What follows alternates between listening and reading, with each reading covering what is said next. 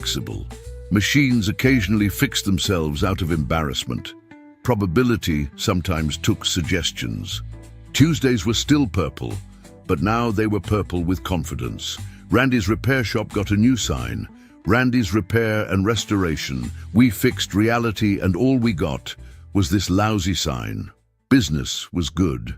The universe kept breaking in new and creative ways, and 4 rednecks from Earth kept fixing it with solutions that made sense to nobody, including themselves. But the biggest change came when other civilizations started learning from their methods. The Galactic Engineering Academy introduced a course called Applied Ignorance. The Quantum Institute started teaching aggressive problem solving. There was even a best-selling book, The Duct Tape Method, How to Fix Anything by Not Knowing It's Impossible. Randy read parts of it once. They're overthinking it, he concluded, and went back to fixing a lawnmower that had accidentally achieved enlightenment. The truth was simple.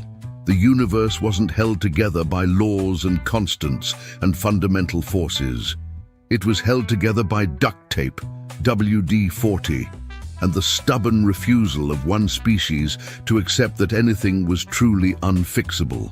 And somewhere in the space between spaces, the fundamental observer sat at its desk, consulting with Senor Quackers about whether to collapse a probability into reality. "Well, what do you think, Duck? Should this particle spin up or down?" Senor Quackers, being a rubber duck, said nothing. "You're right," the observer decided. "Let's make it both and see what happens." Reality hiccuped, adjusted, and continued existing, held together by cosmic duct tape and the universe's most powerful force, the confidence of people who don't know what they're doing but do it anyway.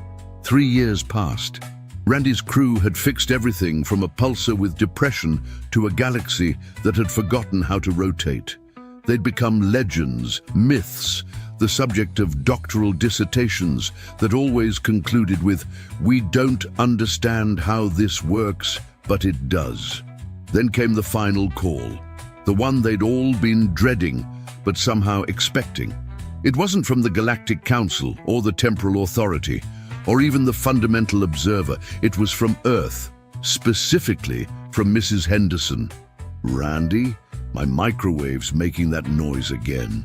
Randy looked at his crew. They looked back. They all knew what this meant. Mrs. Henderson's microwave wasn't just any appliance. It was the microwave that had started it all. The one that had first torn a hole in dimensions. The one that had taught them that reality was more flexible than anyone thought. And if it was acting up again. "We'll be right over, Mrs. Henderson." They drove to her house in Bessie, the truck that had been to space so many times it had its own frequent flyer miles in 17 dimensions. Mrs. Henderson, 93 years old and tougher than quantum steel, was waiting on her porch. "It's in there," she said, pointing to her kitchen, making the strangest noise, like the universe is clearing its throat. They entered the kitchen and found the microwave doing something that microwaves definitely shouldn't do, existing in a state of pure possibility. "Well," Billy Joe said, "that ain't good." The microwave was every microwave that had ever existed and would ever exist. It was heating everything and nothing. It was simultaneously new, broken, and hadn't been invented yet. "It's beautiful," Cletus whispered. "It's impossible," Randy corrected, "which means we can fix it." They approached the microwave with the reverence of people approaching something that could either make popcorn or unmake existence. Big Mike cracked his knuckles, ready to apply percussive maintenance if necessary. But then the microwave spoke. Not with words, but with meaning. It communicated directly with their understanding, bypassing language entirely. It was tired. It had been the first crack in reality's rigid structure, the first proof that the impossible was just another word for haven't tried hard enough yet. And now, after years of holding that crack open, of being the gateway between what is and what could be, it was ready to rest. But if it stopped, if it finally became just a normal microwave, the crack would close. The universe would go back to being rigid, inflexible, bound by laws that couldn't be broken with duct tape and determination. "So what do we do?" Billy Joe asked. Randy thought about it, really thought about it, which was unusual and slightly concerning. Then he smiled. "We don't fix it." "What?" everyone said simultaneously, including Mrs. Henderson. "We don't fix it," Randy repeated. "We promote it." He pulled out Senor Quackers and placed the rubber duck inside the microwave. Then he took out his roll of ancient duct tape, the one that had fixed dimensions and reality and God itself, and began wrapping the microwave not to repair it, but to preserve it. "What are you doing?" Mrs. Henderson asked. "Making a monument. This here microwave is the reason the universe learned to be flexible. It's the reason we can fix impossible things. It deserves better than being fixed." They spent the next hour turning Mrs. Henderson's microwave into something more. They added parts from their truck, bits of alien technology they'd collected, drops of WD-40 that had lubricated the gears of reality itself. When they were done, the microwave still existed in all states simultaneously, but now it did it with purpose. It became a beacon, a reminder that the universe was held together not by laws, but by the willingness to try something stupid and see if it worked. "It's perfect," Mrs. Henderson said, even though her microwave was now occasionally heating food from next week and last year, simultaneously. "What do I owe you?" "Nothing," Randy said. "This one's on us. Payment for all the times we've used your microwave as an excuse to fix the universe." As they left, the microwave pulsed with a warm light that existed in spectrums that hadn't been discovered yet. It was no longer just an appliance. It was a symbol, a reminder. The news spread across the galaxy. The microwave that had started it all had become something more. Pilgrims from distant stars came to see it, to understand how 4 humans with no understanding of physics had changed the nature of reality itself. The Galactic Council erected a plaque. "This microwave broke the universe in exactly the right way." The Temporal Authority added, "Temporal paradoxes resolved by ignoring them since 2024. The Fundamental Observer simply wrote, "Thanks for the duck," and life went on. The universe continued to break in new and interesting ways. Randy and his crew continued to fix them with solutions that shouldn't work, but did. Because that was the real secret. The universe wasn't meant to make sense. It was meant to keep going, held together by duct tape and determination, by people too stubborn to know what was impossible. One day, a young alien engineer asked Randy, "What's the secret? How do you fix things that can't be fixed?" Randy looked at the alien, then at his crew, Billy Joe teaching a wrench to play poker, Cletus licking a battery to see if it was quantum, Big Mike bench-pressing reality because it was Tuesday, still purple, and smiled. "The secret? There ain't no secret. You just gotta be willing to try something so stupid that the universe itself goes, 'Well, I didn't expect that,' and lets you get away with it. That's it. That and duct tape. Always bring duct tape." The alien left, confused but oddly inspired. And somewhere in the space between what is and what could be, Mrs. Henderson's microwave continued to exist in all states simultaneously, warming the hearts of those who understood that the best solutions were the ones that made no sense at all. Years turned into decades. Randy's crew became old, but not retired. Retirement was for people who knew when to quit, and they'd never learned that lesson. They'd fixed everything from quarks that had gotten too small to galaxies that had gotten too big.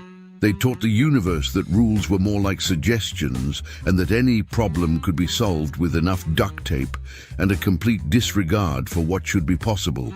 And then, one day, Randy got a call that wasn't a call. It came through dimensions that didn't have phones, from a place that wasn't quite a place. It was the universe itself. "I need your help," it said, with a voice like existence admitting defeat. "What's wrong?" Randy asked, not even surprised anymore that the universe could call him. "I've realized something terrible. I make sense." Randy nearly dropped his beer. "Come again?" "All your fixes, all your impossible solutions, they've become possible.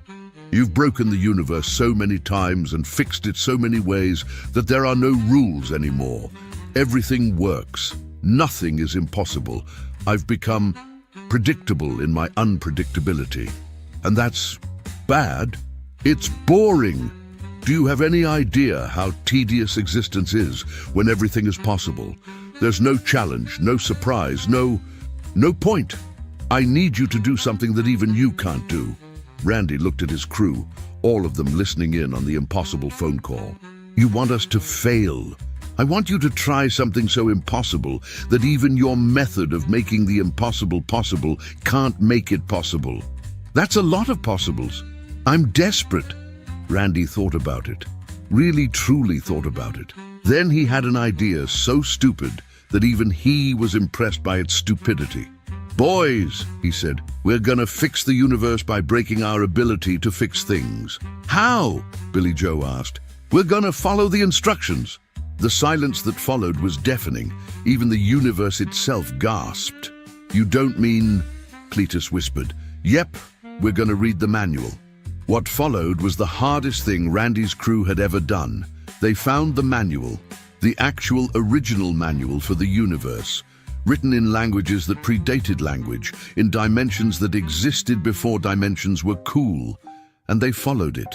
They followed every rule, every guideline, every warning. They used the right tools for the right jobs. They measured twice, cut once. They didn't use duct tape even once. The universe watched in horror and fascination as they worked.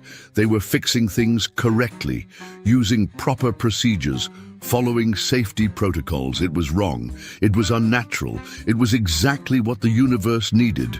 Because by following the rules, Randy and his crew created a paradox. They were people who fixed things by not knowing what was impossible, trying to fix things by doing what was possible. It was like dividing by zero, while zero was dividing by itself. Reality hiccuped, then it laughed. Actually laughed, a sound like supernovas telling dad jokes. You did it, the universe exclaimed. You created something I can't predict. A paradox of competence. Did we fix you? Randy asked, confused, because he'd actually understood the manual, which was itself impossible. No, you made me more broken, and it's wonderful. Now there are things that are impossible even for you, which makes them possible, because you make impossible things possible, which makes them impossible again, which... The universe trailed off into happy confusion, caught in a loop of possibility and impossibility that would keep it entertained for eons. So, we're done? Billy Joe asked. Never, the universe replied cheerfully. Now things can break in ways that even you can't fix, which means you'll have to find new ways to fix them, which means I'll never be bored again. And that's how 4 rednecks from Earth saved the universe by following instructions, created the field of paradoxical engineering, and ensured that reality would always need someone willing to hit it with a wrench and see what happened. They went back to their shop, where Mrs. Henderson's microwave still existed in all states simultaneously, where Senor Quacker's supervised repairs that shouldn't work but did, where duct tape held together not just machines, but the very concept of possibility itself. You know, Cletus said, I still don't understand what we just did. Good, Randy replied, cracking open a beer that existed in 12 dimensions and tasted like victory. The day we understand what we're doing is the day we stop being able to do it. And somewhere in the vast expanse of existence, Tuesday turned a slightly different shade of purple, just to keep things interesting. The universe had learned the most important lesson of all. It's not about making sense. It's about making do. And as long as there were things that could break, there would be 4 rednecks with duct tape ready to fix them in ways that would make physics weep and reality reconsider its life choices. The phone rang. Randy answered it. Randy's Repair and Restoration. If we can't fix it, well, we probably can, but it's going to be weird. Mr. Randy, this is the God particle. I think I'm having an identity crisis. Randy smiled, already reaching for his tools. Just another Tuesday. There are exactly 3 things you need to know about the Galactic Administrative Registry of Potentially Dangerous Life Forms. First, the name is a lie It's actually a registry of all life forms, dangerous or otherwise, but some committee thought the current name sounded more important. Second, nobody who works there actually wants to be there. And third, the coffee is terrible. Not just bad, terrible. The kind of terrible that makes you question whether the universe has any mercy whatsoever. Vexner Krilth had been working at the registry for 17 cycles. 17 long cycles. His species, the Karathi, were known throughout the galaxy for their meticulous record-keeping and their unfortunate tendency to develop stress-induced skin discoloration. Vexner's current shade was what his medical officer called concerning mauve, which was just one step below get your affairs in order purple. The problem wasn't the work itself. Cataloguing new species was actually quite straightforward. You observed them, you measured their technological development, you assigned them a threat level somewhere between harmless and evacuate the sector, and then you filed the appropriate paperwork. Simple, or at least it should have been simple. But then came file reference GH4782 SOL3, otherwise known as humanity. Vexner stared at his screen with the kind of expression usually reserved for people who've just realized they've been eating the wrong end of a particularly exotic fruit. The data made no sense, absolutely none. According to every biological model in the registry's database, humans shouldn't exist. Their homeworld's gravity was all wrong for their bone density. Their atmosphere had way too much oxygen for creatures that metabolized the way they did. Their star was the wrong color. Their moon was proportionally massive.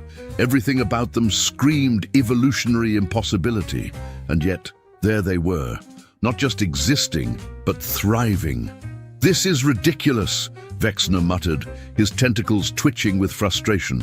He pulled up the preliminary reports filed by the observation teams. Surely they would have some explanation. The first report was from observer Telshak, who had been monitoring human broadcasts for the past cycle. Vexner read it once, then twice, then a third time, because he was certain he must have misunderstood something. Humans routinely engage in recreational activities that would be classified as suicidal behavior in any other species, the report stated. They jump from perfectly functional aircraft for fun. They climb vertical rock faces without proper climbing equipment. They surf on frozen water, sliding down mountains at speeds that would kill most species on impact. When asked why, the most common response is because it's there or seemed like a good idea at the time. Vexner felt his skin shifting toward a deeper purple. The second report was worse, much worse. Observer Kindala had actually visited Earth, disguised as one of their domestic animals, a golden retriever, apparently. The report read like a fever dream written by someone who'd been hit on the head with a piece of furniture. Humans have domesticated carnivorous pack hunters and allow them to sleep in their beds, the report screamed, in what Vexner could only assume was digital terror. They keep venomous arachnids as pets. They eat substances that cause chemical burns to most species and call it seasoning. One human I observed consumed a quantity of capsaicin that should have killed them, turned bright red, sweated profusely, and then said, "That's delicious," before eating more.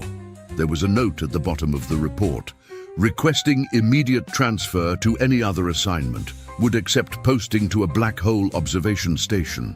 "At least black holes make sense," Vexner's communicator chirped.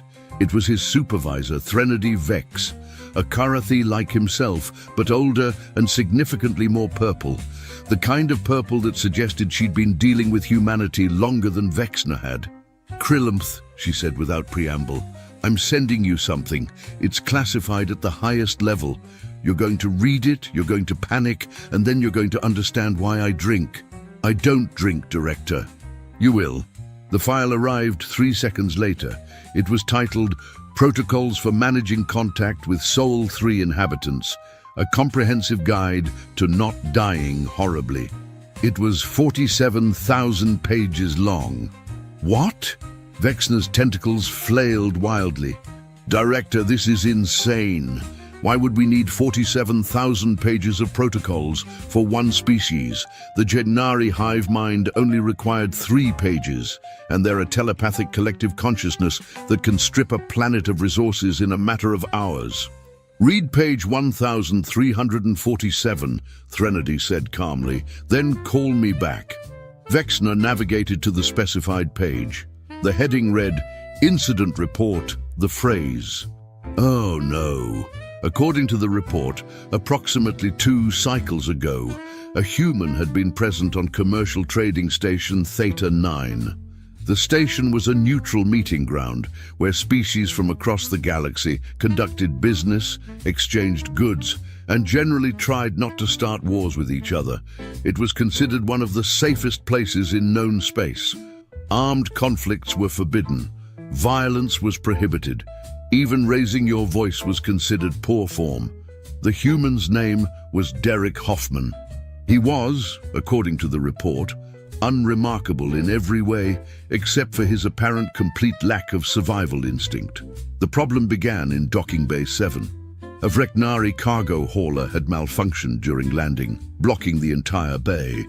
The Vreknari, being a species that prioritized protocol above all else, had immediately begun the proper procedures for reporting the malfunction. These procedures involved filling out Form 7742B in triplicate, waiting for a certified inspector to assess the situation, scheduling a repair crew, and then, once all paperwork was properly filed and approved, fixing the problem. Estimated time to clear the bay, 6 standard days. This was unacceptable to approximately 40 ships waiting to dock, but everyone understood that these were the rules. You couldn't just bypass proper procedures. That would be chaos. Everyone understood this, except Derek Hoffman. According to 17 different security recordings, Hoffman had been sitting in the station's observation lounge, consuming what humans called beer. The beverage was, according to chemical analysis, mildly poisonous to most species. Humans drank it recreationally. Hoffman watched the growing chaos in the docking bay for approximately 11 minutes. Then he stood up, walked over to his companion, a human female named Kay Brennan, who appeared to be the more sensible of the two, and uttered the phrase that would echo through galactic history. "Hold my beer!" Kay Brennan's response was immediate and visceral. "Derek, no!" "Derek, yes," he replied, grinning in a way that the report described as deeply unsettling. What happened next was recorded from multiple angles. Hoffman walked to the docking bay, somehow bypassed 3 separate security checkpoints by simply waving at the guards and walking past them with confidence, and approached the malfunctioning cargo hauler. The Vreknari cargo master, whose name translated roughly to strict adherence to proper procedures, attempted to explain that touching the vessel without proper authorization was strictly forbidden and could result in immediate deportation from the station. Hoffman's response was to pat the Vreknari on what he assumed was a shoulder, but was actually a sensory organ, say, "I got this, buddy," and climb onto the cargo hauler. What followed was described by the station's chief engineer as technically impossible, but also somehow exactly what was needed. Hoffman spent exactly 4 minutes crawling around the exterior of the cargo hauler. He kicked something, hit something else with his fist, twisted what appeared to be a decorative element but was actually a pressure valve, and then, for reasons that no engineer could explain, he shouted an earth profanity at the ship's engine core. The cargo hauler started working perfectly. The bay was cleared in 15 minutes. Hoffman returned to the observation lounge, reclaimed his beer from Kay Brennan, and said, "See, no problem." The station's governing council spent the next 3 weeks trying to figure out what had happened. They brought in engineers from 9 different species.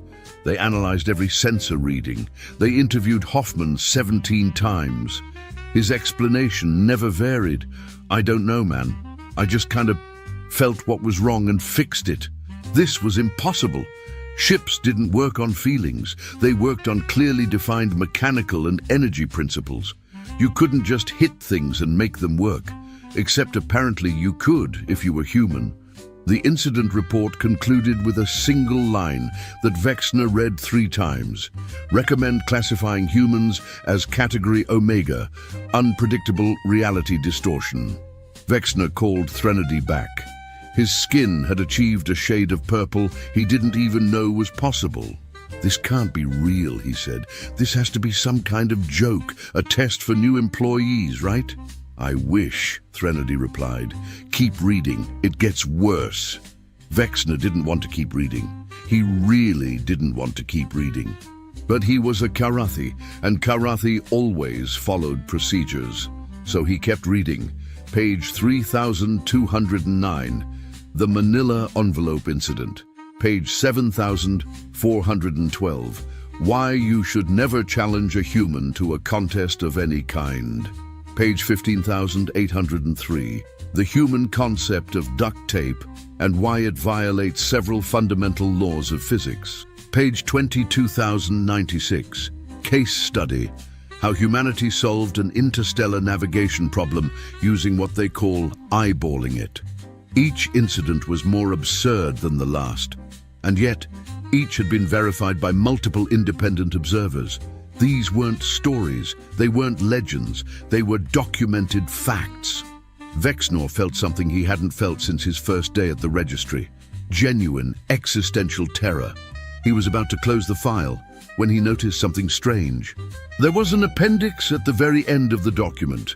It was titled simply, The List. The list was exactly what it sounded like. A comprehensive compilation of every time a human had said the phrase, "hold my beer," or any variation thereof, followed by whatever insane thing they'd done next. The list was updated in real time. The list was currently 247,000 entries long, and it was growing. Vexner watched in horror as the number ticked up while he stared at the screen. 247,001, 247,002. Somewhere in the galaxy, right at this very moment, a human was saying those 3 words and preparing to do something that would make sense to absolutely no one, except other humans. His communicator chirped again. Threnody Vex looked even more purple than before, which Vexner hadn't thought possible. There's been another incident, she said. Sector 42, mining colony. The humans weren't even supposed to be there. What happened? What always happens. Someone said, "hold my beer," and now we have a situation. Vexner felt his career flashing before his eyes. He joined the registry because he wanted a quiet life, a safe, predictable, bureaucratic life filled with forms and procedures and absolutely no excitement whatsoever. "Director," he said carefully, "perhaps we should just classify humanity as a Category 5 threat and recommend minimal contact. Already tried that 6 cycles ago. It didn't work." "Why not?" "Because humans don't care about threat classifications. They saw the warning beacons we placed around their system and thought they were invitations. They're like moths drawn to a flame, except the flame is danger and they're flying toward it while laughing." Vexner's tentacles drooped in defeat. "So what do? We do what we've been doing for the past 2 cycles, Threnody said. "We watch, we document, we try to predict where they'll cause chaos next. And we hope that when the inevitable disaster happens, they'll fix it the same way they cause it. How's that? By doing something completely impossible that somehow works anyway." Vexner looked at his screen, at the file that was supposed to be his routine assignment, at the list that kept growing. And he realized something that made his skin turn a shade of purple, that his medical database didn't even have a name for. Humanity hadn't just been discovered by the galaxy. The galaxy had been discovered by humanity, and nothing would ever make sense again. He opened a new file and began typing his preliminary report on human classification. He got exactly 3 words in before stopping. Humans were what? Dangerous? Certainly. Unpredictable? Absolutely. Impossible. By every measure the galaxy had. But there was something else, something that none of the reports had quite captured. something that made Vexner's analytical mind itch with the uncomfortable sensation of not understanding. Humans were fun, not fun in the safe, controlled way that the Karathi understood fun, not the carefully regulated recreational activities that other species engaged in, but genuine, unpredictable, chaos-inducing fun. They looked at the universe and saw not a place of rules and order and careful procedures, but a place of possibilities. And that was the most terrifying thing of all. Vexner deleted his 3 words and started over. This was going to take a while. Meanwhile, on commercial trading station Theta 9, Kay Brennan was having what she generously referred to as a very long day. The problem with being the only consistently sensible human in any given situation was that everyone assumed you could control the other humans. This was, Kay had discovered, like assuming you could control a thunderstorm by asking it politely to rain somewhere else. Derek Hoffman sat across from her in the station's mediocre excuse for a restaurant, grinning like someone who hadn't just caused an interstellar incident. "You can't keep doing this," Kay said, pinching the bridge of her nose in a gesture that had become depressingly familiar over the past few months. "Doing what?" Derek replied innocently. "I fixed the problem. You violated station protocols. You touched a civilian vessel without authorization. You could have been arrested. But I wasn't arrested. Because it worked." Derek leaned back in his chair with the confidence of someone who had never once considered the consequences of their actions. Besides, everyone was happy in the end. "The Breknari guy even thanked me.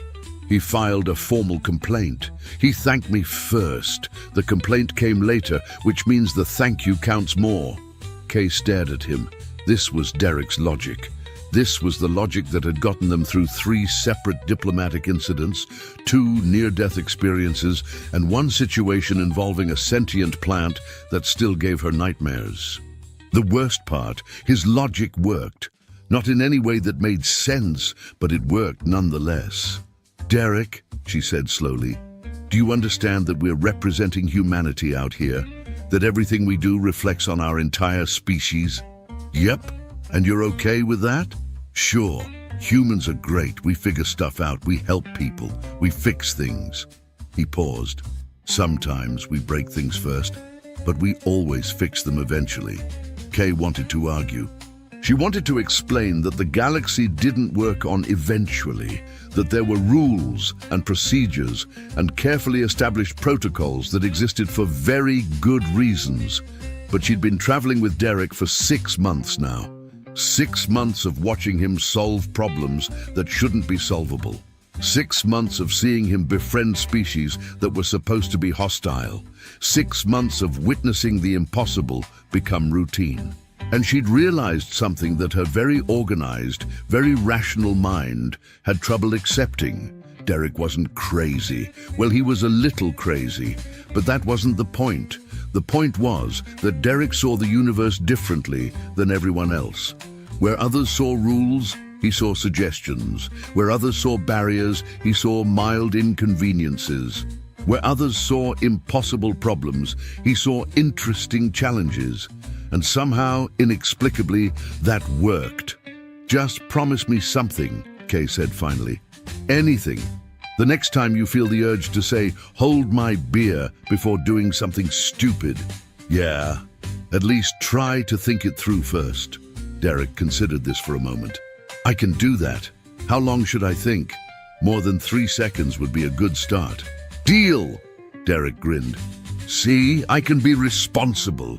Kay had her doubts, serious doubts, but she'd learned that arguing with Derek was like arguing with a force of nature.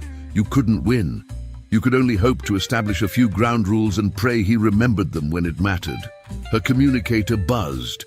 It was a message from the station administrator. Apparently, the governing council wanted to speak with both of them, immediately. This was either very good or very bad. Knowing Derek, it was probably bad.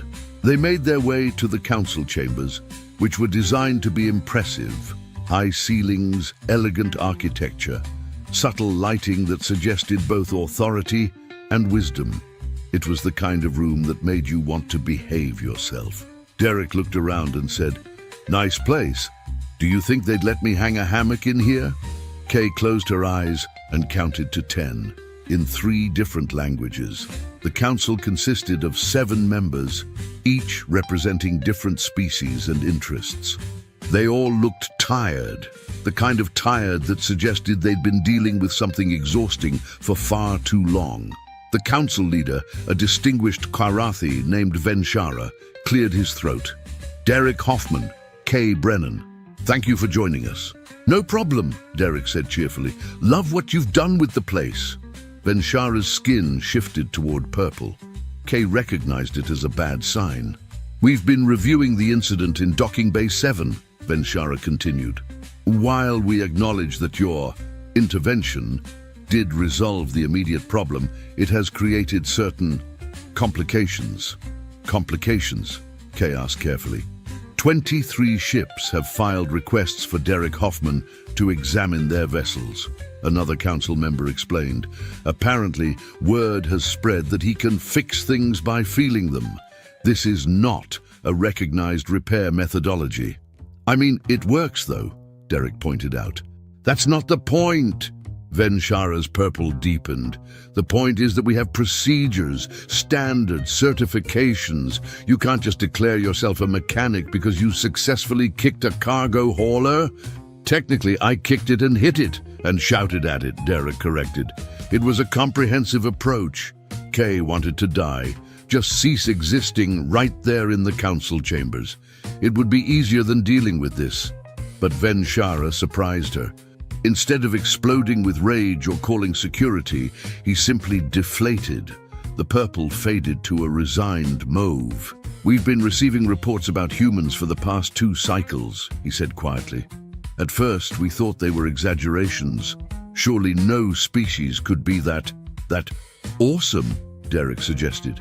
"Chaotic," Venshara corrected, "but the reports keep coming, and they're all verified, all true. Humans don't follow patterns. You don't behave the way biological entities are supposed to behave. You break rules we didn't even know could be broken." "Is that a bad thing?" Derek asked, genuinely curious. The council members looked at each other.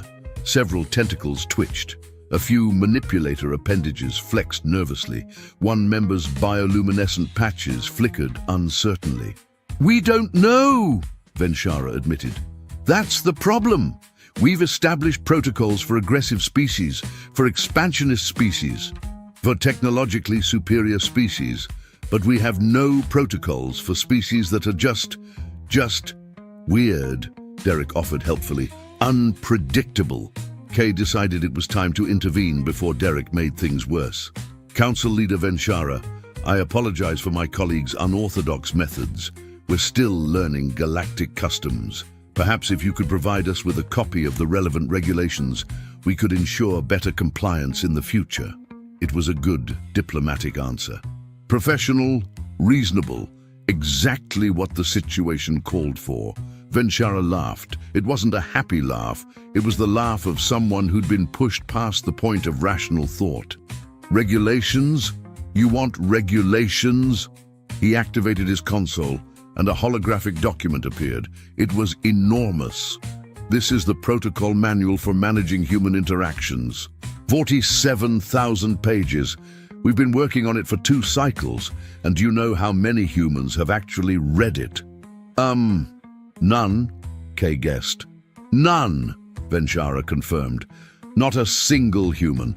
We've sent copies to your government, to your various space agencies, to individual humans we've encountered. And every single time, they either ignore it completely or use it as kindling," Derek suggested. "One human used it to level a table." Venshara looked like he might cry. 47,000 pages of carefully researched protocols, and it became furniture stabilization. Kay felt a laugh building in her chest. She fought it down. This was not the time, but Derek had no such restraint. He burst out laughing. "That's brilliant! Which human was it? I want to buy them a drink." "This isn't funny," Venshara snapped. It kind of is, though, Derek replied, still chuckling. I mean, come on. You spent 2 years writing a manual about us, and we're using it to fix wobbly tables. That's peak human behavior right there. And then, something unexpected happened. Venshara started laughing too.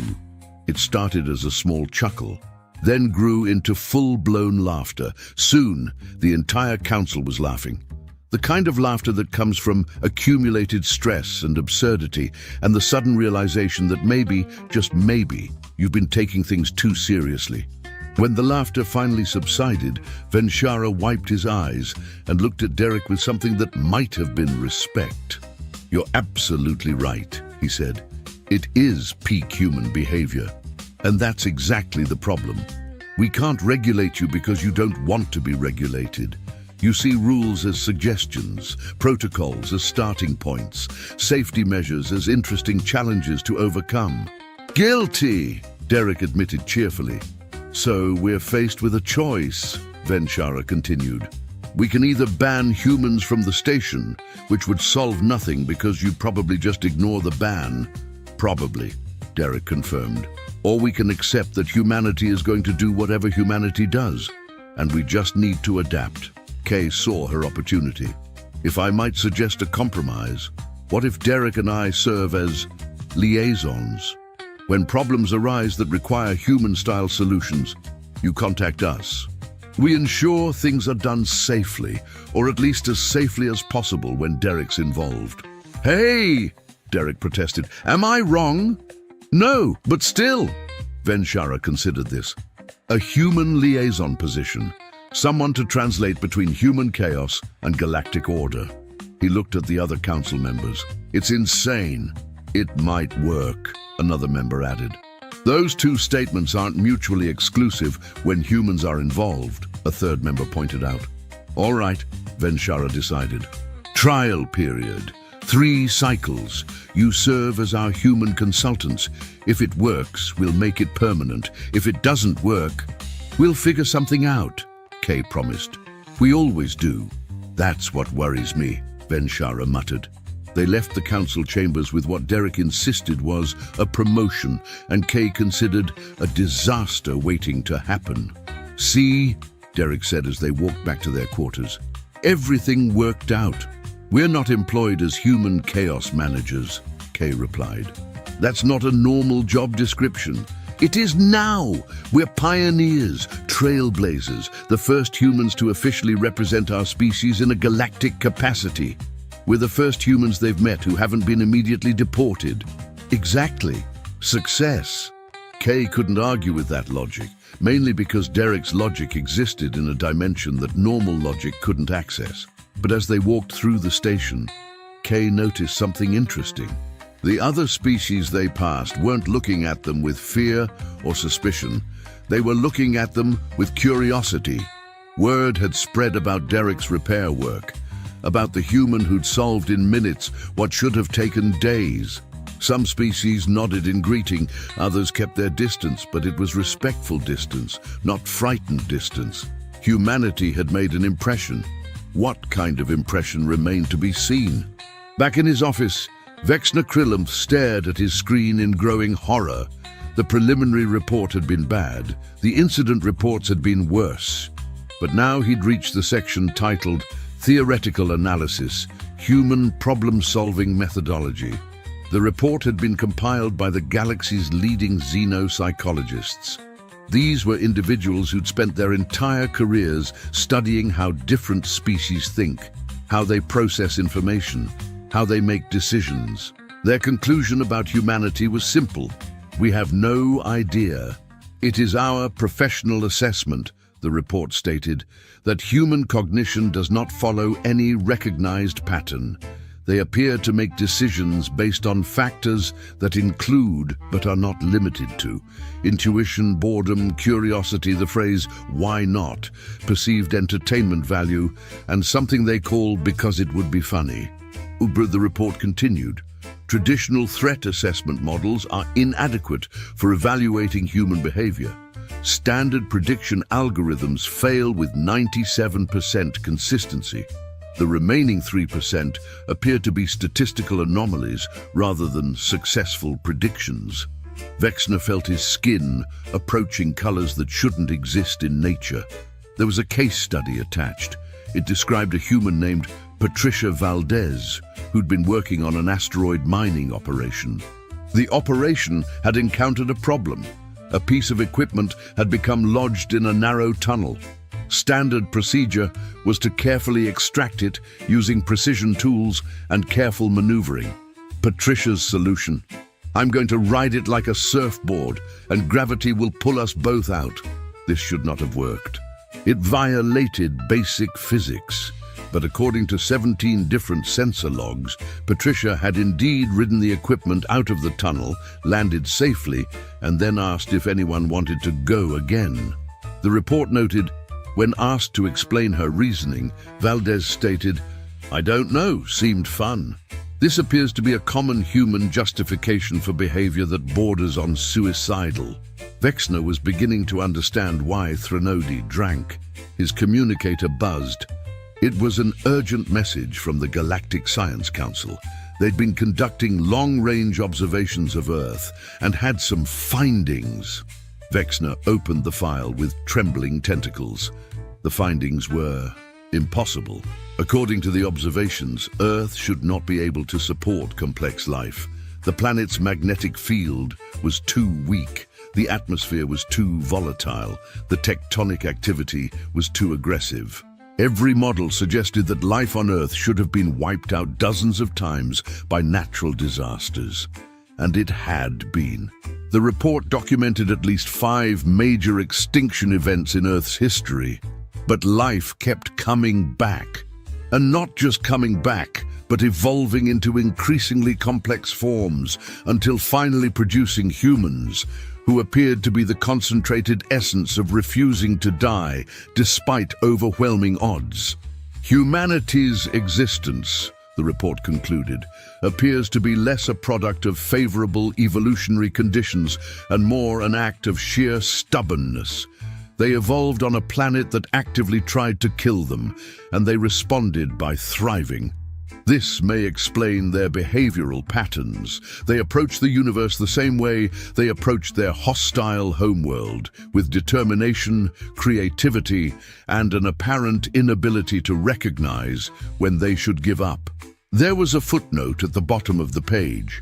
Further research is required to determine if this stubbornness is a survival trait or a species-wide death wish, possibly both. Vexner closed the file, then opened it again, then closed it, then stared at his ceiling for several minutes while contemplating a career change.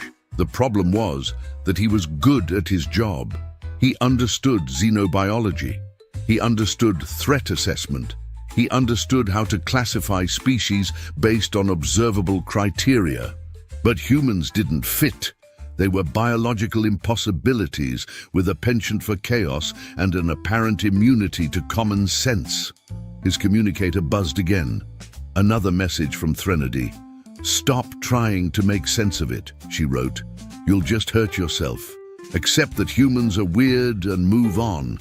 "But that's not scientific," Vexner typed back. "Neither are humans. Get used to it." Vexner sighed. His skin was now a color he was fairly certain indicated existential crisis. He opened a new document and began writing his official classification recommendation for humanity. He typed 7 different versions, deleted all of them, started over, deleted that too. Finally, in frustration, he typed, "Humans are what happens when evolution gets drunk and makes bad decisions. Recommend cautious observation and maintain safe distance. Also recommend updating insurance policies." It wasn't professional. It wasn't scientific. It wasn't even particularly helpful. But it was accurate. He sent it to Threnody and waited for her response. It came 3 seconds later. "Approved. Welcome to the reality of dealing with humanity. Your skin will be permanently purple from now on." Vexner looked at himself in the reflective surface of his desk. She was right. He was very purple. He opened his drawer and pulled out a small container. Inside was a human beverage Derek Hoffman had given him during a previous meeting. Derek had called it whiskey and said it helped with stress. Vexner had been saving it for a special occasion. This seemed to qualify. He took a small sip and immediately regretted it. The liquid burned. It was like drinking fire. How did humans consume this voluntarily? But then something interesting happened. The burning faded to warmth. The warmth spread through his system, and for the first time in weeks, Vexner felt his stress levels dropping. Maybe humans were onto something after all. He took another sip. His skin remained purple, but somehow he minded less. 3 sectors away, on mining colony designation 42, something was about to happen that would prove every warning about humanity correct.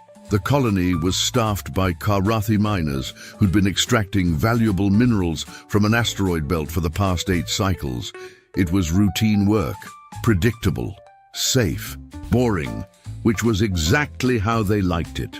The problem started when a human ship requested permission to dock for repairs. The colony administrator, whose name translated roughly to excessive caution, had initially refused. The regulations were clear. No unauthorized vessels were permitted, but the human ship's captain, a woman named Rivera, had been very polite, very professional, very convincing in her explanation that they only needed minor repairs and would be gone within 2 standard days. Excessive caution had consulted the manual, checked the protocols, verified the regulations, and made the fatal mistake of saying yes.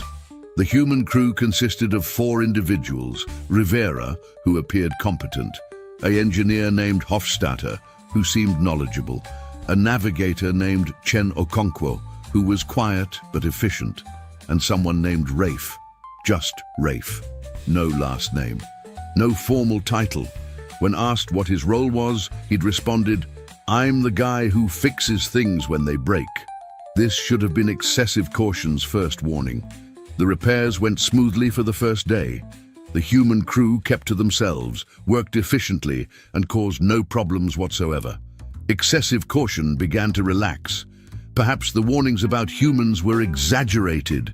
Perhaps they were perfectly reasonable beings who simply had unfortunate reputations. Then came day 2.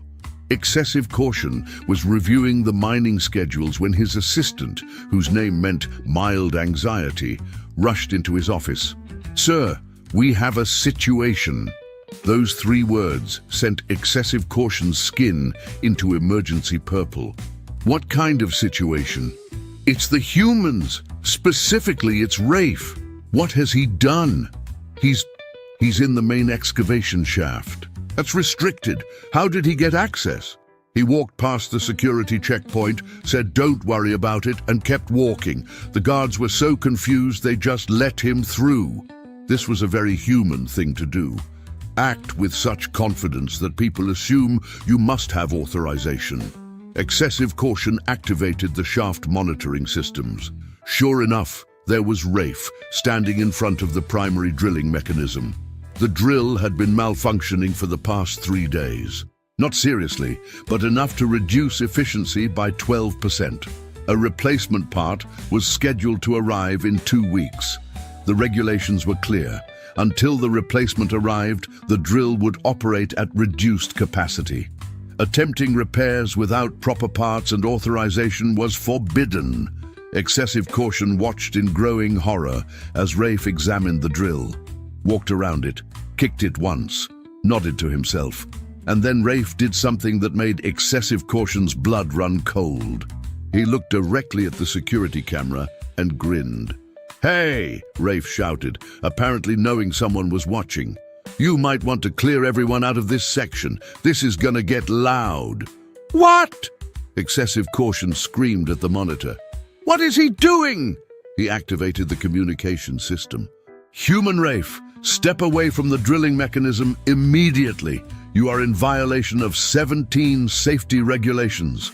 Rafe's response came through crystal clear. "Yeah, but here's the thing. Your drill's not actually broken. The calibration's just off because of micro-fractures in the asteroid's composition. I can fix it. You don't have authorization." True, but I have this. Rafe held up what appeared to be a human tool, something called a wrench. The excessive caution had a very bad feeling about this. "Do not touch that drill," he commanded. "Too late," Rafe replied cheerfully, and then he said the words that would haunt excessive caution's nightmares for cycles to come. "Someone hold my beer. Oh wait, I don't have a beer. Guess I'm doing this sober. That's a first." "No," excessive caution wailed. What happened next was later described by the colony's chief engineer as physically impossible, but also somehow exactly the right thing to do. Rafe climbed onto the drilling mechanism while it was running, at reduced capacity, but still running. He balanced on a support strut, reached into the drill's calibration housing, and started adjusting things with his bare hands. "He's going to die!" excessive caution screamed. "Someone stop him!" But the security team was frozen in place, watching in horror as Rafe worked. He twisted something, pulled something else, hit a component with his wrench, adjusted a setting that should have required computer-assisted precision. And then he jumped off the drill as it suddenly roared to full power. The drill was working perfectly, better than it had in months. Rafe landed, dusted himself off, and gave the security camera a thumbs up. "There you go, good as new. Actually better than new. I optimized the torque ratio while I was in there." Excessive caution stared at his monitors in shock.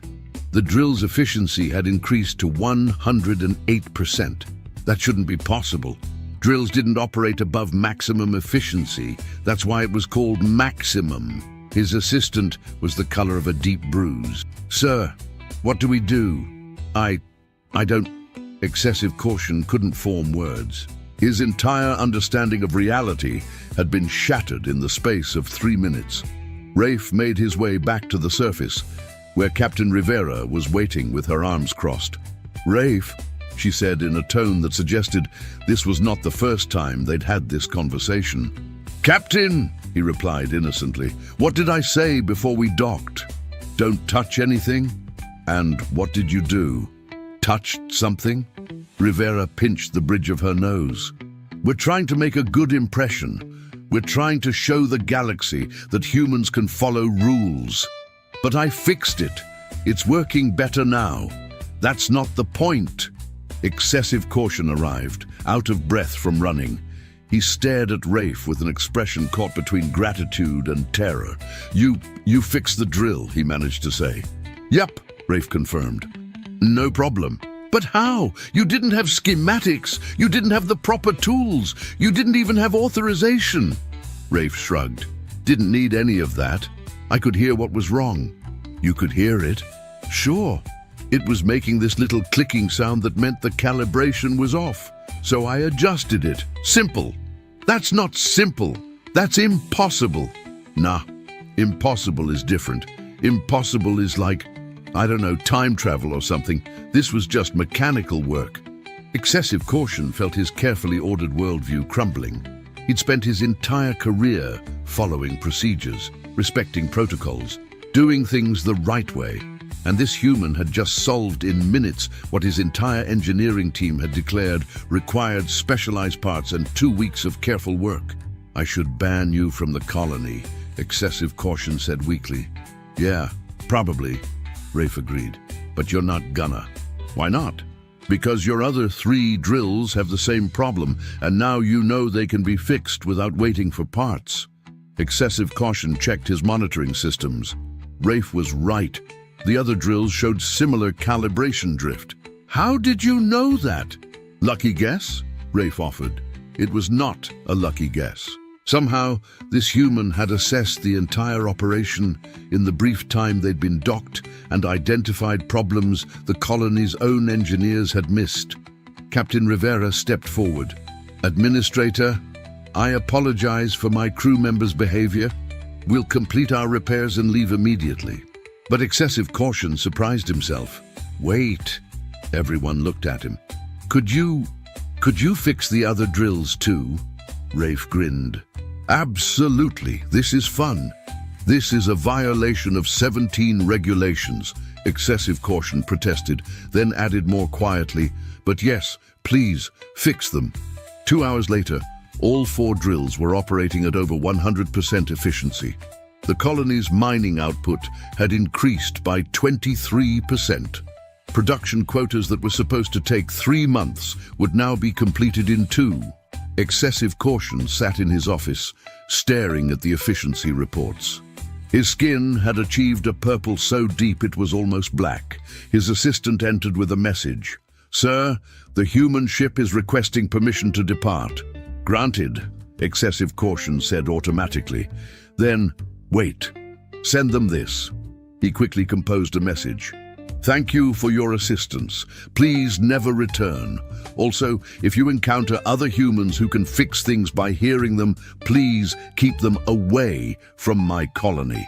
My stress levels cannot survive another encounter." The response came back 3 minutes later from Captain Rivera. "Understood. For what it's worth, Rafe is actually one of the calmer ones. Some humans are much worse." Excessive Caution added a new note to his personal log.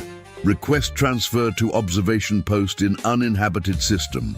Preferably, 1 humans will never visit. Recommendation, find system with absolutely nothing interesting. Humans appear drawn to interesting things." The human ship departed. The colony returned to normal operations, except now they were producing 23% more efficiently, which meant revised quotas, new schedules, and completely disrupted long-term planning. Excessive Caution filed his incident report. He was thorough, professional, detailed, and at the very end he added one line: "Recommend updating the list. Entry: Human named Rafe fixed 4 industrial drills without authorization, proper tools, or apparent understanding of why this should be impossible. Succeeded anyway. No injuries. Increased efficiency by 23%. Humans continue to violate reality with alarming regularity." The report was forwarded to Vexner Krillmth, who read it, updated the list, and took another drink of whiskey. His skin remained purple. He was getting used to it. Across the galaxy, in a small apartment on Earth, a young woman named Jessie Kowalski was having a bad day. Her spacecraft's navigation system had crashed. She had a job interview in 3 days that required her to be 17 light years away. And her cat had somehow gotten stuck in the ventilation system. "This is ridiculous," she shouted at the universe in general. The universe, as usual, didn't respond. Jessie looked at her dead navigation console, looked at the service manual, looked at the estimated repair time of 5 to 7 days, and then she said the words that would eventually add another entry to the list. "You know what? I'll just fix it myself. How hard can it be?" Somewhere in a galactic administrative office, Vexner felt a chill run through his tentacles for no apparent reason. The list updated itself. 247,003. Time passed, as it tends to do. Vexner had been monitoring humanity for 6 cycles now. 6 long cycles.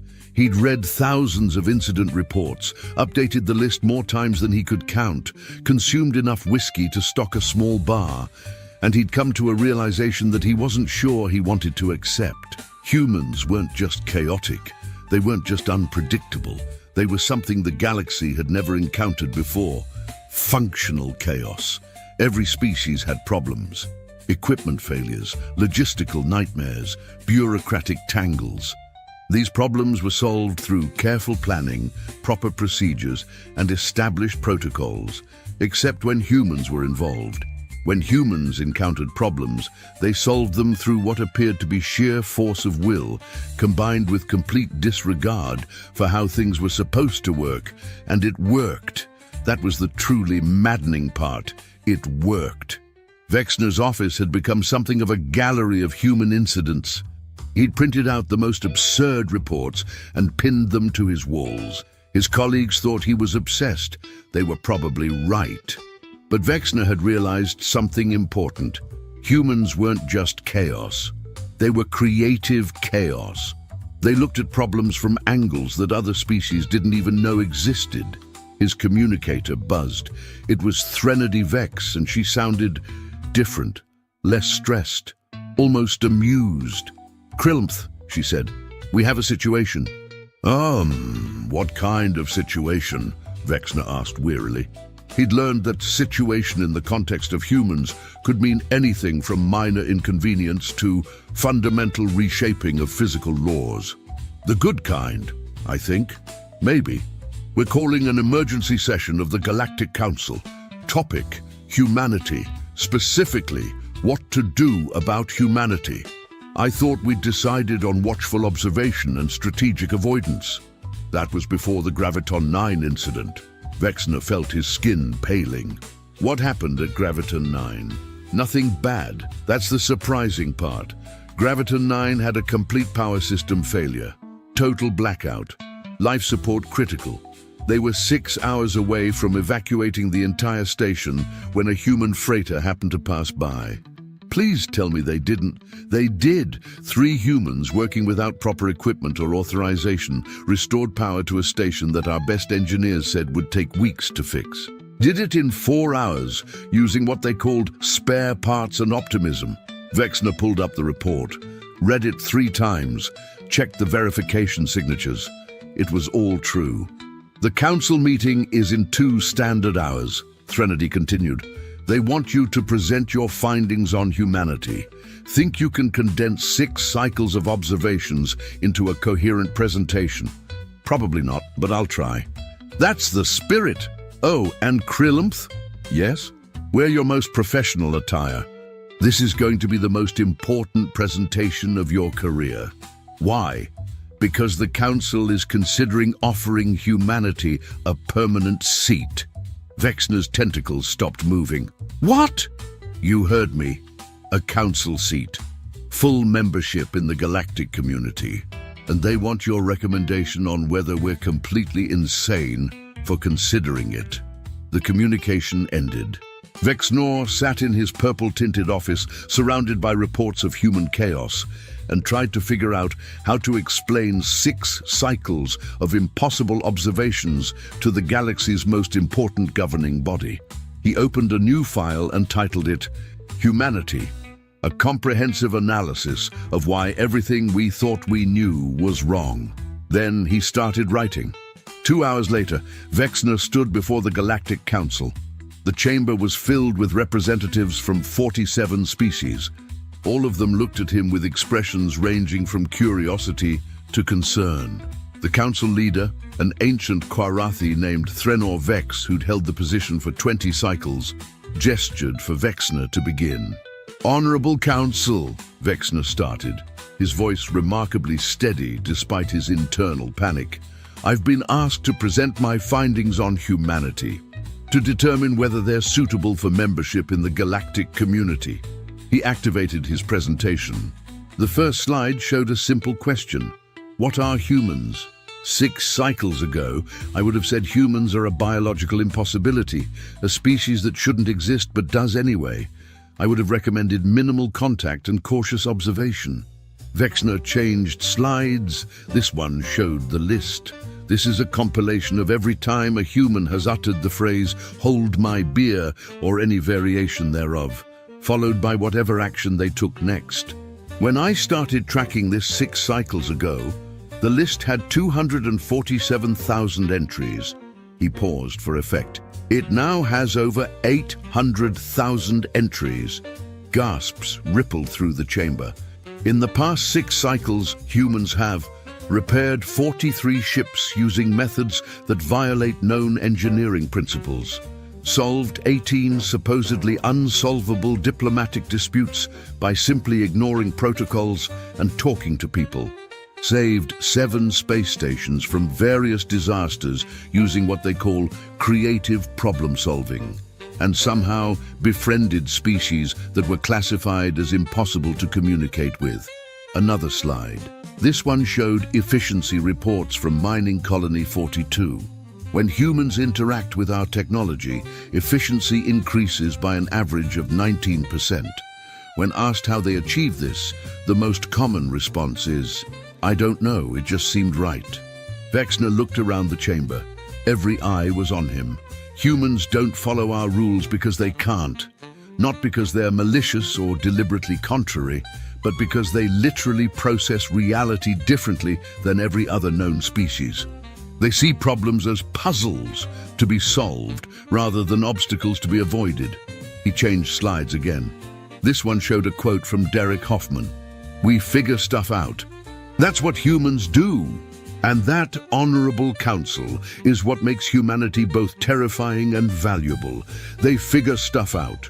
When faced with impossible problems, they don't give up. They don't follow procedures. They just figure it out. The council leader leaned forward. "So what is your recommendation, Analyst Krillinth? Should we grant humanity membership?" Vexner took a deep breath. His entire career had led to this moment. "Yes," he said. "Absolutely yes." More gasps. "But," Vexner continued, "with conditions. We should grant humanity membership not despite their chaos, but because of it. Every species here represents order, structure, predictability. We've built a galaxy based on careful planning and established protocols." He gestured to his final slide, which showed a simple statement. Chaos is not the enemy. Stagnation is. Humanity represents something we've been missing: innovation, creativity, the willingness to break rules when those rules don't make sense. We've become so focused on maintaining order that we've forgotten how to adapt, how to grow. Vexner's voice grew stronger. "Yes, humans are chaotic. Yes, they're unpredictable. Yes, they'll drive us all insane with their complete disregard for proper procedures, but they'll also save us when our careful plans fail.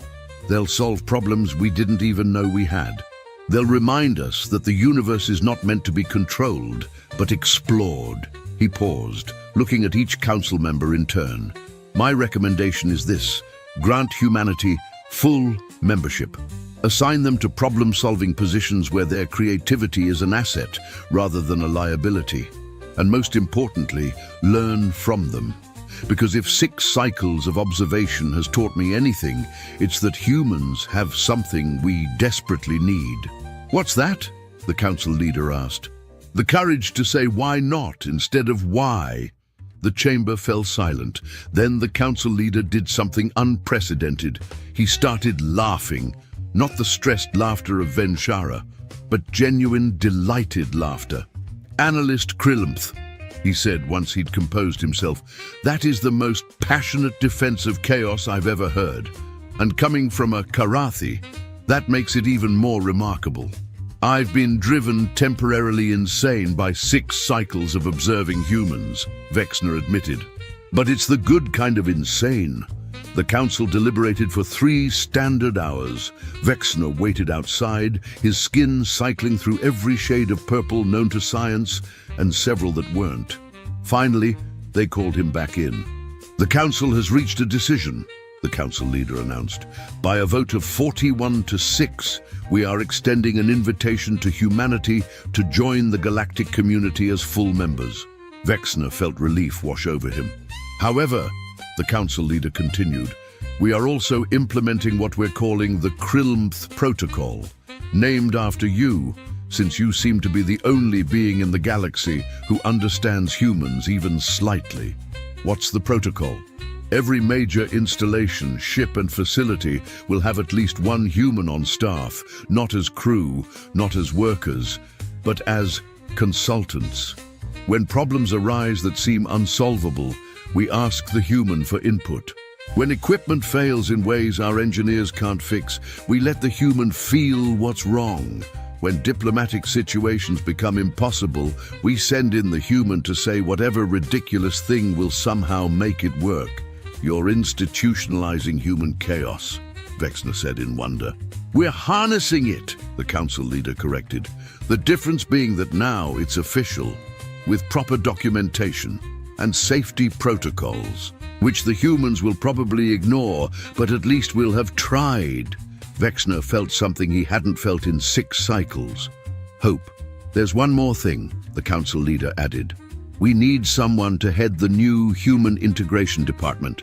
Someone who understands both our need for order and humanity's need for chaos.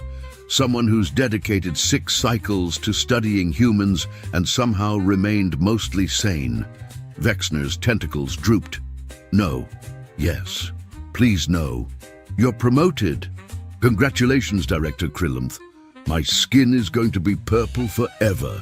Consider it a badge of honor, the council leader said with a smile. Welcome to the most challenging job in the galaxy. 3 months later, the Human Integration Department was operational. Vexnor had assembled a team of analysts, all of whom had varying degrees of purple skin. They monitored human activities across the galaxy, provided support when needed, and tried very hard not to have mental breakdowns when humans did human things. The first official Human Council representative arrived on schedule. Her name was Maxine Cross, and she had what Vexner had learned to recognize as the look that said, "I'm about to do something you won't like, but will probably work anyway." "Director Krillumth," Maxine said cheerfully, shaking his tentacle in the human greeting custom. "Heard great things about you. Looking forward to working together." "Likewise," Vexner replied cautiously. "I've prepared an orientation package for you. It covers council protocols, diplomatic procedures, and proper channels for—" "Yeah, I'm probably not going to read that," Maxine interrupted. "No offense, I'm sure it's very thorough, but I work better when I just kind of feel things out." Vexner's tentacles twitched. "That's what I was afraid of. But hey, look at it this way. Between your obsessive planning and my chaotic improvisation, we'll probably balance each other out." "That's not how balance works." "Sure it is. You do the boring stuff, I do the fun stuff, and somehow we both end up looking good." Vexner realized that this was his life now. Forever. Until either he retired or evolved into a being of pure stress. "One rule," he said firmly. "One rule. Before you do anything that might cause an interstellar incident, you check with me first." "Deal," Maxine agreed. "How do you define interstellar incident, though?" "Anything that would make me more purple than I already am." "So, pretty much everything I do?" "Precisely!" Maxine grinned. "This is going to be fun." "That's what I'm afraid of," Vexner muttered. But as Maxine walked away to explore the council chambers, Vexner found himself smiling. Well, the Karathi equivalent of smiling. His tentacles unclenched slightly. Maybe this would work. Maybe humanity's chaos and the galaxy's order could coexist. Maybe they'd learn from each other, or maybe everything would explode spectacularly and Vexner would end up in the history books as the being who accidentally destroyed galactic civilization by letting humans have official authority. Either way, it would certainly be interesting. His communicator buzzed. It was a priority alert from Sector 97. "Director Krillumth," the message read, "Human consultant Jerry Nakamura has solved our plasma containment problem by hitting it with what he calls a hammer. The problem we've been working on for 3 months is fixed. Also, he's asking if we have any beer. Please advise." Vexner pulled up his files on Jerry Nakamura. The man's record included 14 separate entries on the list. His specialization was listed as fixing things that aren't supposed to be fixable. Vexner composed his response. "Send Jerry a case of beer. Add plasma containment to the list of things humans can fix by hitting them. Update the Krillumth protocol to include sometimes percussive maintenance is valid if a human is doing it." He sent the message and leaned back in his chair. 6 cycles ago, he'd been a simple analyst with dreams of a quiet, predictable career. Now he was the director of human integration, permanently purple, and spending his days documenting the impossible. His communicator buzzed again. This time, it was Threnody Vex. "How's your first day as director?" she asked. "Chaotic, exhausting, terrifying. So normal for anything involving humans?" "Exactly. Get used to it. Humanity's just getting started. The list is going to grow. The incidents are going to multiply. And you're going to be right there in the middle of it, trying to maintain some semblance of order while humans cheerfully destroy every assumption we've ever made about how reality works." "I know," Vexner said. And I think I'm actually looking forward to it." Threnody laughed. Then you've officially gone insane. Welcome to the club. Your permanent purple skin is your membership card. The communication ended. Vexnor looked at his reflection in his desk's surface. Purple. Completely, utterly, permanently purple. He opened his drawer and pulled out a new bottle of whiskey. This one was a gift from Derek Hoffman, who'd included a note, "For when humans make your life interesting," which is always. Vexnor poured himself a drink. Somewhere in the galaxy, someone was probably saying, "Hold my beer," right at this very moment. The list would update. An incident would occur. Reality would bend in ways it shouldn't. And Vexnor would document it all, one impossible human achievement at a time. His communicator buzzed with 17 new alerts. He took a sip of whiskey. "Here we go again," he muttered. And despite everything, despite the chaos and the impossibility and the permanent purple skin, Vexnor found himself smiling. The galaxy had encountered humanity, and nothing would ever be predictable again. But maybe, just maybe, that was exactly what the galaxy needed. 1 year later, Vexnor stood at the grand opening of the first official Human Galactic Cooperation Center. It was a massive facility designed to bring together the galaxy's need for order with humanity's gift for creative chaos. The center had departments for everything: engineering, problem-solving, diplomatic innovation, emergency response, creative technology integration, and a division simply called "When All Else Fails, Ask a Human." Vexnor gave a speech. He talked about challenges and opportunities, about growth and adaptation, about learning to embrace uncertainty, and at the very end, he said something that he never thought he'd say. The first rule of galactic survival used to be, maintain order at all costs. But we've learned a new rule, a better rule. When a human says, "Hold my beer," don't run, watch. Because you're about to witness something impossible become routine. You're about to see the universe bend just slightly to accommodate human determination. And you might, if you're very lucky, learn something that will change your understanding of what's possible. The audience applauded, humans and aliens together. Maxine Cross approached him afterward. "Great speech, Director, very inspiring." "Thank you. How are you settling into your role?" "Oh, fantastic. I've already identified 6 major inefficiencies in council procedures and have suggestions for fixing them." Vexnor's tentacles twitched. "Please tell me your suggestions involve proper documentation and approved methodologies?" "Nope, but they'll work anyway." "Of course they will." Vexnor sighed. Maxine patted his tentacles sympathetically. "You know what you need? A vacation? A beer? I don't drink beer." "Then I'll teach you. Come on, Director. You can't work with humans and not learn to drink beer. It's practically cultural exchange." Vexnor looked at this human woman, at her confidence and her chaos and her absolute certainty that everything would work out somehow, and he realized that she was probably right. "1 beer," he said, "but if I wake up purpler than I already am, I'm blaming you." "Deal." "And Director." "Yes? Thanks for giving humanity a chance. I know we're a lot to deal with." "You are," Vexnor agreed, "but you're also exactly what the galaxy needed, even if we didn't know it."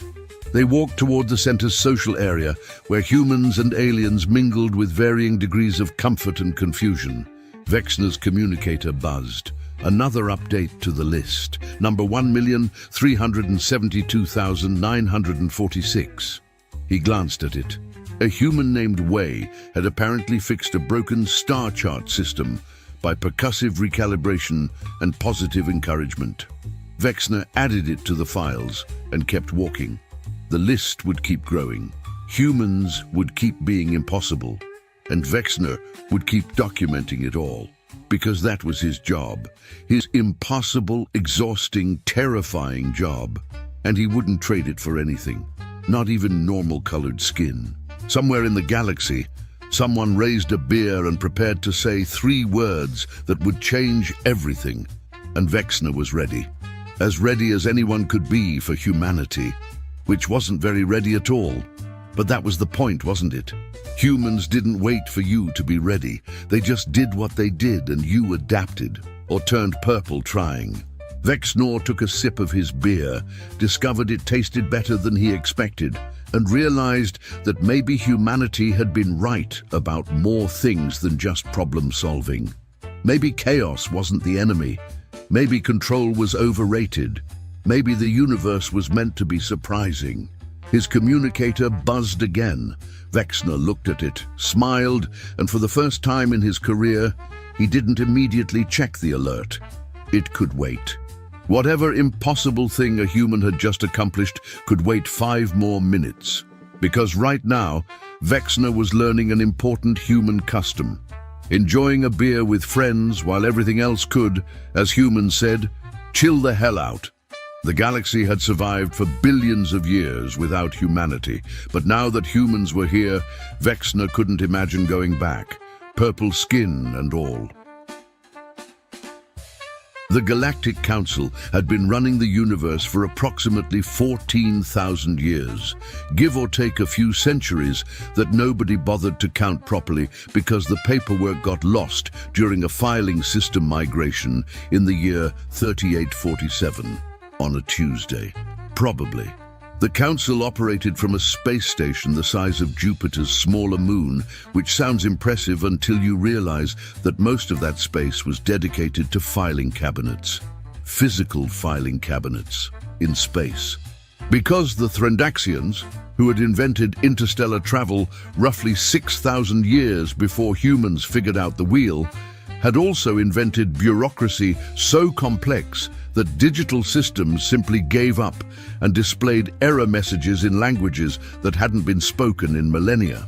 On this particular morning, or what passed for morning, in a space station that orbited nothing and existed in a quantum state of perpetual timelessness, senior archivist Quilnax was having what humans would call a very bad day. Quilnax belonged to a species called the Vornath, creatures that looked like someone had crossed an octopus with a filing clerk and then given the result anxiety medication that didn't quite work. He'd been searching for Form 7734B/19, subsection Gamma, Amendment 47, which was required to approve a parking permit for a diplomatic shuttle, when he found something else entirely, something that made his 3 primary thinking tentacles go rigid with horror. It was Protocol 89. Now, you might think that Protocol 89 sounds fairly innocuous. Perhaps something about coffee break scheduling or the proper way to address a dignitary from the spiral arm. You would be catastrophically wrong. Protocol 89 was the mandatory inclusion directive for sentinel species, ratified approximately 12,000 years ago during what historians now referred to as the incident we don't talk about but really should have learned from.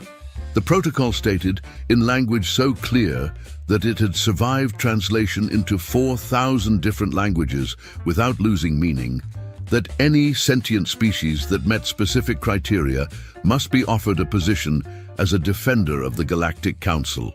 The criteria were oddly specific.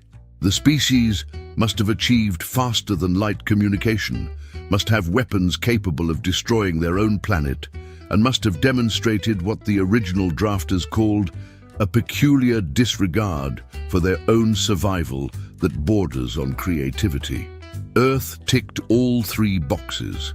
Quilnax's secondary brain, the one responsible for panic responses, immediately began composing his resignation letter. His primary brain, meanwhile, was stuck on one terrible realization. The protocol wasn't optional. It wasn't a suggestion.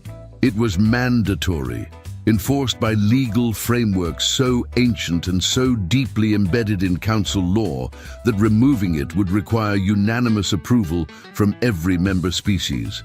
Getting unanimous approval from the Galactic Council was famously harder than getting a cat to fill out tax returns in triplicate while juggling. The Vornath did what any sensible being would do when faced with a bureaucratic nightmare of this magnitude. He pretended he hadn't seen it, carefully placed the document back where he'd found it, and tried to leave the archive room. The door wouldn't open. The door wouldn't open because the council's facility management system, which was slightly smarter than it should have been and significantly more vindictive than anyone intended, had detected that someone had accessed Protocol 89. Security measures, dormant for 12 millennia, activated with the enthusiasm of a safety inspector who just found violations on their last day before retirement. Lights began flashing. Not the calm, informative kind of flashing that tells you where the exits are.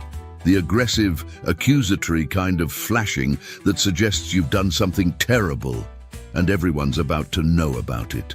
"Oh no," whispered Quilnax, which in Vornathi sounded like a tea kettle having an existential crisis. "Oh no, oh no, oh no." An alarm began to sound. It was a specific alarm, one that hadn't been heard in so long that most species had forgotten what it meant. The few who remembered felt their equivalent of blood run cold. Within 17 minutes, which is actually quite fast for a bureaucracy that usually takes 6 months to approve a pencil requisition, the entire High Council had assembled in their chamber. All 47 species representatives were present, which was unprecedented. Usually, getting more than half of them to show up required bribing the Kaltorians with those tiny sandwiches they liked. Grand Arbiter Vexnol, a being that resembled a floating crystal filled with what looked suspiciously like very angry lightning, addressed the assembly with the kind of tone that suggested this meeting was going to ruin everyone's decade. "We have a situation," Vexnol announced, which was the galactic equivalent of starting a conversation with "Don't panic, but everything is on fire." A holographic display materialized in the center of the chamber, showing Earth in all its blue and green glory, rotating peacefully and completely unaware that it was about to become everyone's problem. "That's Sol 3, said Councillor Thremp, a gelatinous being whose species had the unfortunate tendency to become sarcastic when stressed. The planet full of those bizarre bipeds who still use combustion engines and think reality television is entertainment. What about it? They qualify under Protocol 89, said Vexnol flatly. The silence that followed was the kind of silence you could build monuments to. It was the silence of 47 different species simultaneously realizing that their carefully organized universe was about to get significantly more complicated. "Surely we can just ignore it?" suggested Councillor Fraxis, a creature whose species had evolved the ability to rationalize anything. "The protocol is 12,000 years old. Perhaps it's outdated, no longer